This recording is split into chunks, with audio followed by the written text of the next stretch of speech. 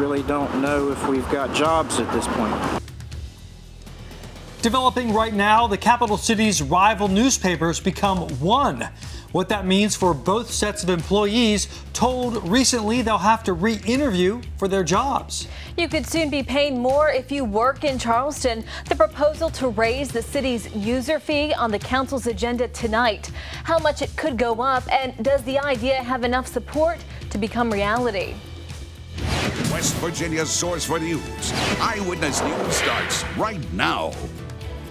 Good evening, I'm Kelly Cart. I'm Stefano Dipietrantonio. Welcome to Eyewitness News at 5. A big shakeup for both of Charleston's newspapers. That leads our top 5 at 5. The Charleston Daily Mail and the Charleston Gazette are now one paper. Take a look. Here it is, the very first edition now of the now Gazette Mail. They officially announced that merger in the paper this morning. Everything but the editorial pages will merge.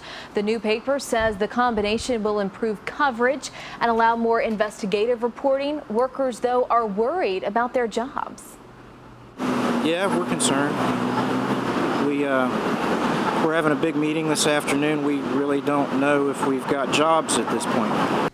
Now, in the top 5 at 5, the user fee in Charleston could increase to $3. That is all up to city council members who will meet in just a couple of hours. Eyewitness News reporter Taisha Walker is live at City Hall for us right now with a preview. Hey there, Taisha. Hey, Steph, the user fee, we all know that's the fee that everyone who works within city limits pays.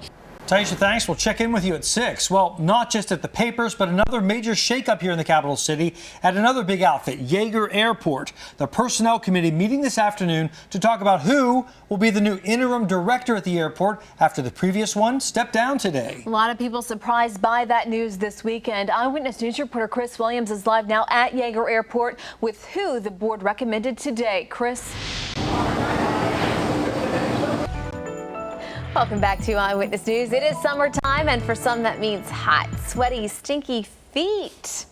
I want to apologize right now during the dinner hour. This subject.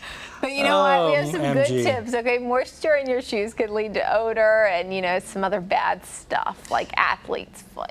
It happens in the summer, I guess, so we got to talk about it. It's one of those health topics. Podiatrists say you can do a few things to prevent this problem. They say you got to wash your feet every day. There's a thinker, okay. Well, we're not talking about a quick shower here either. They recommend soaking those stinky feet in a vinegar and water solution or even Epsom salt. If you prefer the shower, you got to wash, as you see right there, scrub between the toes. That sounds like 9th grade health, as I recall hearing that. After washing, be sure to dry your feet well. Doctors say unpleasant odor comes from moisture, so you got to keep your feet, the shoes, and socks dry. You can also try spraying your shoes with a general purpose disinfectant, or take the insole out, lightly spray it, and let it dry 24 hours before you put it back in your shoe. If you notice that your feet sweat a lot, doctors say there are even foot antiperspirants available. You can also try regular underarm antiperspirant on your feet to help control some moisture. Well, if you haven't lost your appetite yet. Good thing to know, yeah. Okay. Another tasty subject, acid reflux. That spicy quesadilla or late night snack might have seemed like a good idea in the moment. We've all been there. Yes, but sure. Those choices could leave you in some serious pain later on. In today's Health Minute, Kelly Bowman has some natural tips to help treat the burn. Do you ever have a burning sensation in your chest? Another thing to think about is what you wear. Apparently, tight clothes could be adding to your discomfort. And putting pressure on your abdomen can also cause that acid to reflux or enter back up into your esophagus, causing that burning sensation. Well, this may upset your stomach.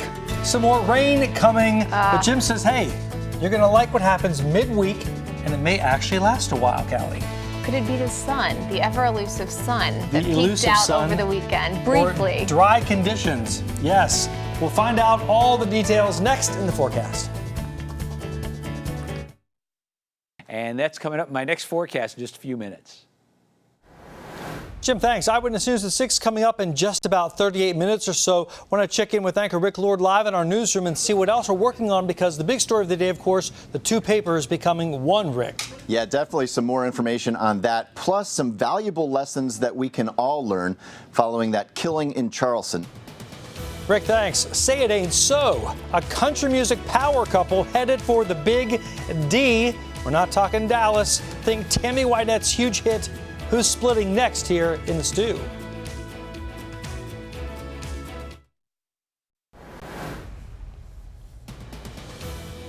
Do you owe John McCain an apology? No, not at all. Trumped again.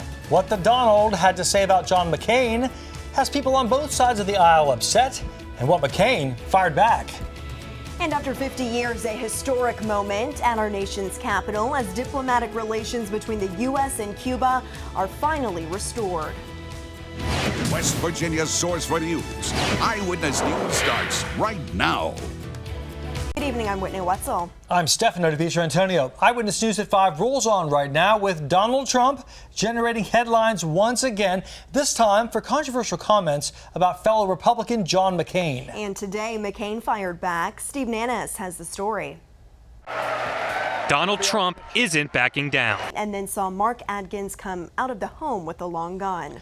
Man, that is an incredible mugshot. In Braxton County, this man, 30-year-old Joshua Todd Wilson, you see right there, charged with wanton endangerment and destruction of property.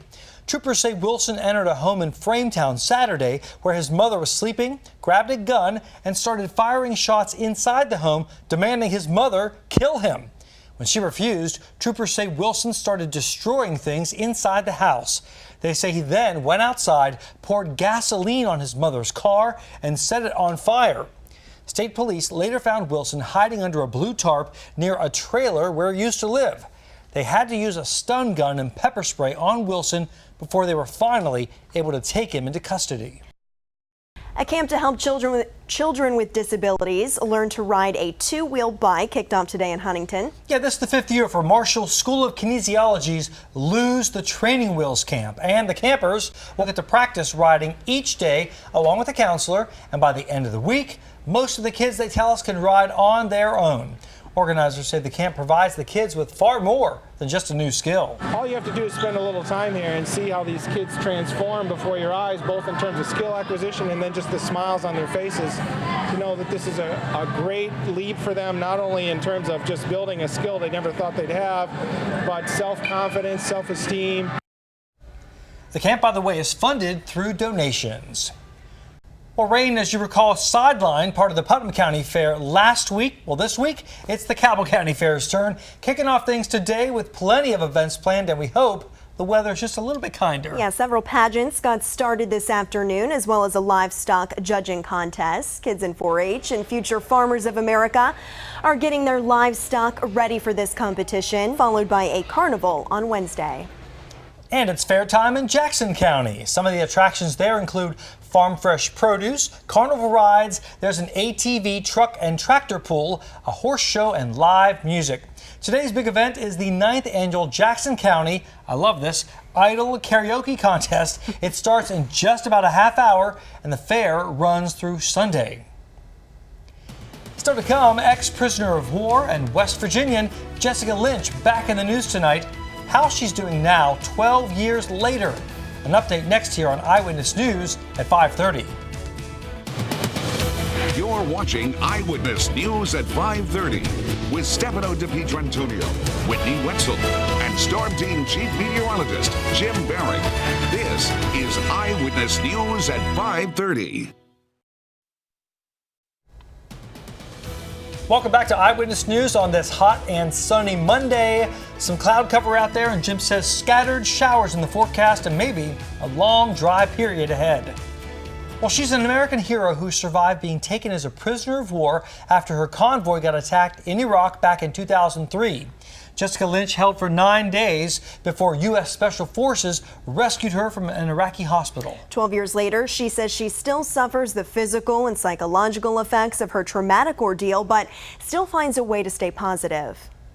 The whole world basically watched me get rescued. A better forecast here, at least for this week. Yeah, just a few scattered storms tonight is what we're looking at so far, and we could see a few more through tomorrow, and then after that a bit of a break, which is very much needed. No doubt about that. All right, Kelly, Rick, and Jim are in next with more news and weather. Mark Martin's here with sports. Eyewitness News at 6 is straight ahead.